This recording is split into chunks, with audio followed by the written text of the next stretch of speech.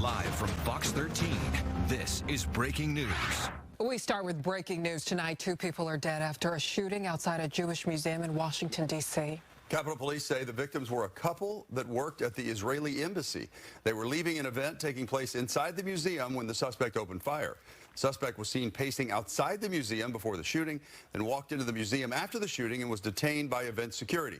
When he was taken into custody, the man began chanting. The suspect chanted, "Free, free Palestine," while in custody.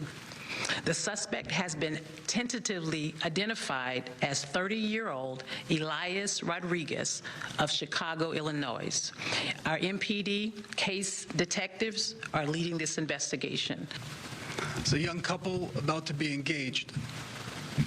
The young man purchased a ring this week with the intention of proposing to his girlfriend next week in Jerusalem. They were a beautiful couple who came to enjoy an evening in Washington's Cultural Center. President Donald Trump putting out a statement on Truth Social a short time ago. Over on Truth Social, he writes, in part, quote, "These horrible D.C. killings, based obviously on anti-Semitism, must end now. Hatred and radicalism have no place in the USA.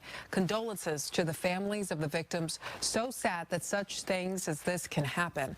God bless you all," end quote. We're also hearing from witnesses tonight. About 9:07, 9:08, we heard between 10 to 15 gunshots, roughly. I don't know the exact number. And all of us were a little bit startled, but, you know, I'm from D.C., so gunshots are not pleasant, but not something I've never heard before. Next thing we know, I did see somebody run in. The security guard happened to let this guy in. I guess they were thinking that he was a victim. And he was covered in rain. He was clearly in trauma. He was in shock. And, you know, some of the people at the event brought him water. They sat him down. "Are you okay? Were you shot? What happened?" And he's like, "Somebody call the cops, bring the cops in." So about 10 minutes later, when the cops actually came in, he said, "I did this."